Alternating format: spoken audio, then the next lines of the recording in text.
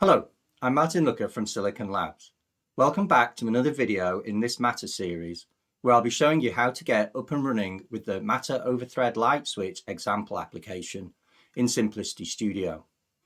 This video follows on from the Matter over Thread Lite and the OpenThread border router quick start videos. As you can see, I'm going to use quite a wide variety of hardware in this video. On the left, I have a Raspberry Pi running as an OpenThread border router in conjunction with a Silicon Labs MG24 Explorer kit board that provides the OpenThread radio coprocessor for the Raspberry Pi. On the top right, I have two boards running as Matter lights. The top red board is the low-cost MGM240p board from SparkFun. The module in this board contains an MG24 wireless microcontroller, just like the other boards I've been using in this series. The middle right board is the second MG24 Explorer kit board. Both lights are already running in the Matter network formed by the Raspberry Pi. The Matter over Thread Lite and OpenThread border router quick start videos from earlier in this series will walk you through getting to this point if you've not already done so. To make it more obvious how the lights are being operated, I have each light board connected to an Adafruit RGB LED matrix board.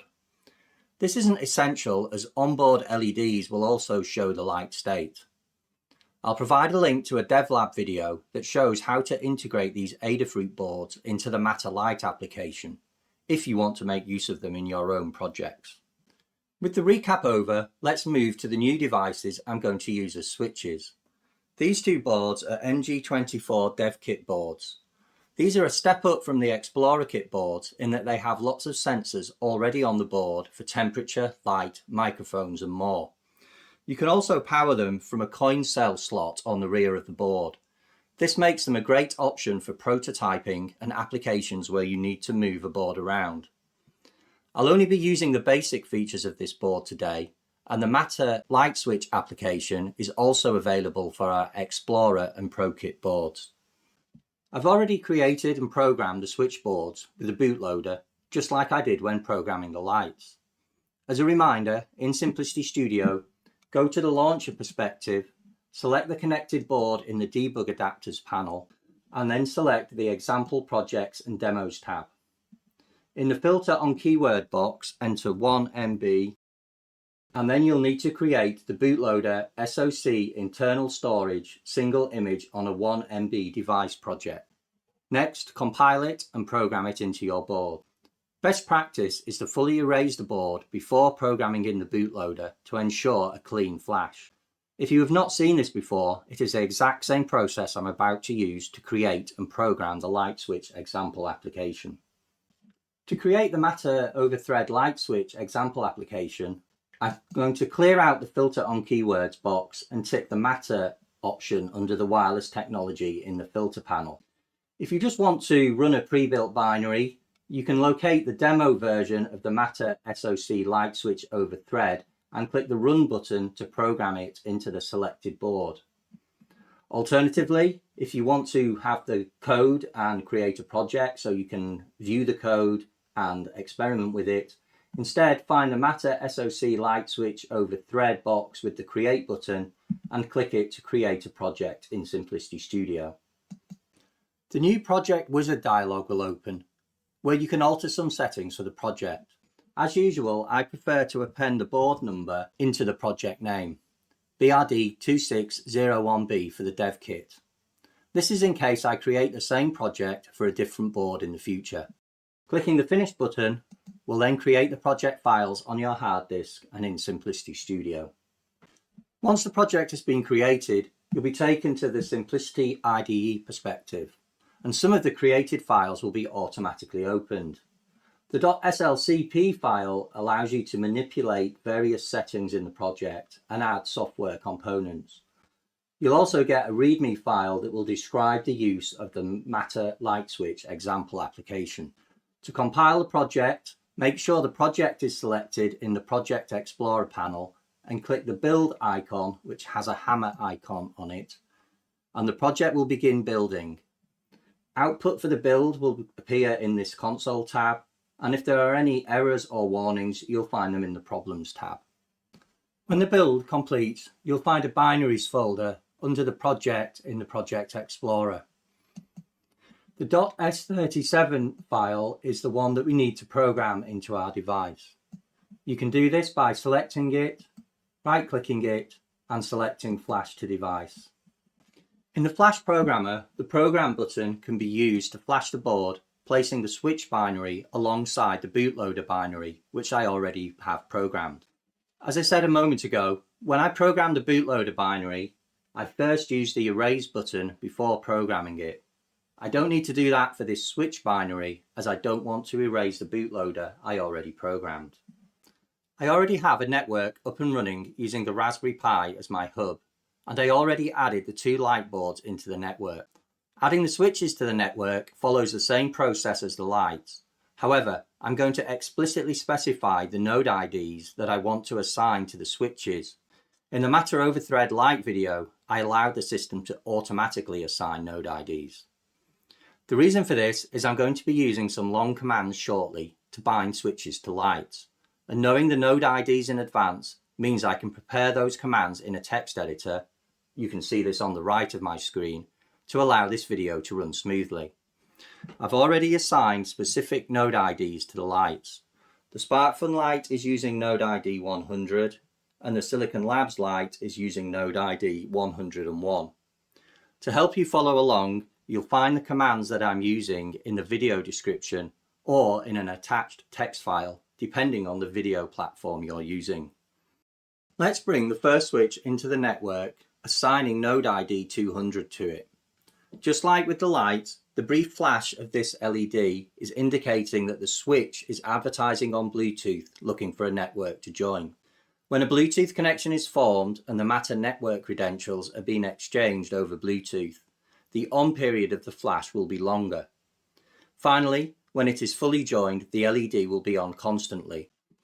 I'm already connected to the Raspberry Pi using PuTTY on the left, so I just need to issue my mattertool command. This is the same command we use with the lights, mattertool bleThread, but the -n option is what's used to assign the node ID. Let's paste the command into PuTTY and see the joining process in action. So the on period of the flash is now longer, so network credentials are being exchanged over Bluetooth. And finally, once it's on constantly, this means our switch is now fully in the network. And we can see in PuTTY that the node ID of 200 has been assigned to the device. In Matter, each device has an access control list, or ACL, which determines which other devices in the network it will respond to. This is one of the security elements provided by Matter, as access can be revoked as well as granted. If a device receives a message from another device that is not in its ACL, the message will be ignored. We'll start by updating the ACL in the SparkFun light using this mattertool command highlighted on screen. This command contains a YAML string that defines the new contents of the light's ACL. The first entry, with a node ID of 112233, is the entry for the Raspberry Pi hub, which always uses 112233 as its node ID.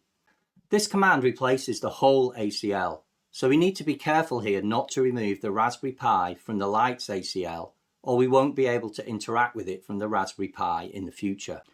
The second entry, with a node ID of 200, adds our switch into the light's ACL so the switch can control the light. Finally, the 100 following the YAML string is the node ID the command should be sent to, the light in this case. And the final 0 is the endpoint in the light that will accept this type of command. Let's issue the command and update the light's ACL. There is no visual feedback, but we can check the results of the command by reading the ACL from the light using the mattertool access control read ACL command. If we scroll up through the output, we can see both the Raspberry Pi and the switch's node IDs in the light's ACL. Now the light is able to accept commands from the switch, we need to configure the switch so it sends its commands to the light. This is done through the binding table in the switch, and unsurprisingly, there is a mattertool command to manipulate this binding table. Just like with the ACL command, there is a chunk of YAML in this command. The node parameter is the node ID of the light we want to bind. Endpoint 1 is where the application resides in the light, so the bound command needs to be addressed there. Finally, in the YAML, cluster 6 identifies the on-off cluster in the light, which is used to control its on-off state. Just like with the other commands we've issued, the 200 towards the end is the node ID of the switch where this command needs to be sent. This is where we're going to write the binding table. And finally, endpoint 1 is the application endpoint in the switch where bindings can be managed. Just like the ACL command, this command replaces the entire binding table, so keep that in mind when using it. Let's issue the command and update the binding table. Once again, there is no visual feedback on the devices, but we can read the binding table back by issuing a binding table read command. And if we scroll up through the output, we can see the binding table that's been read from the device. So here we can see our node 100, endpoint 1 and cluster 6. Everything is now set up, so pressing button 1 on the switch will send alternating on and off commands to the bound light. Now we have one-to-one control between a switch and a light. We'll explore one-to-many and many-to-one control. I'll start by bringing the second switch into the network and assign it node ID 201 using the mattertool command you can see here. So the longer on period is showing that network information is being exchanged, and the solid on shows that our second switch is now in the network and has a node ID of 201. Next, I'm going to update the ACL in the second light so it will accept commands from both switches. Once again, I'm taking care to ensure the Raspberry Pi's node ID of 112233 is preserved here. And in this section here, we can see the node IDs of the first switch and the second switch that are going to be added to the access control list. And this time the command is going to the second light, which has a node ID of 101.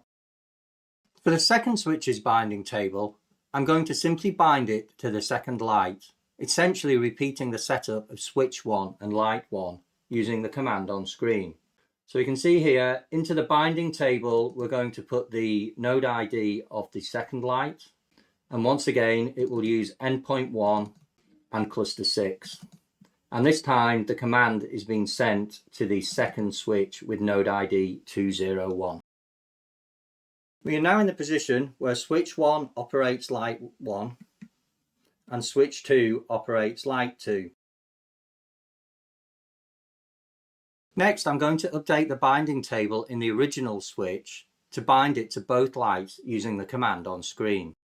We can see in this command, the first entry in the binding table is for light 1 with node ID 100, and the second entry in the binding table will be for the second light with node ID 101. And once again, this binding table is being written to the first switch that has node ID 200. We can now see one-to-many operation with switch 1 controlling both lights.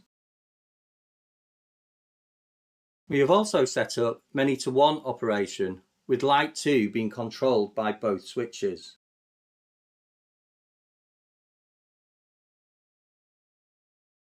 This may seem like a complex process at first glance, but don't forget this command line interface is intended for development use. It gives you full control over the commands that are being issued and an insight into the commands you will need to make use of if you are making your own hub or app. If you plan on working within an established ecosystem, it gives you a method to explore and test your devices. In either case, this complexity is hidden from the end user by the Matter applications. What you are seeing here are the full details, usually hidden by such an application. Before I end this video, I'd just like to give you a quick reminder that you can find the resources that I used in this video, including the mattertool commands, either in the video description or in Attachments tab, depending on your viewing platform. Thanks for watching.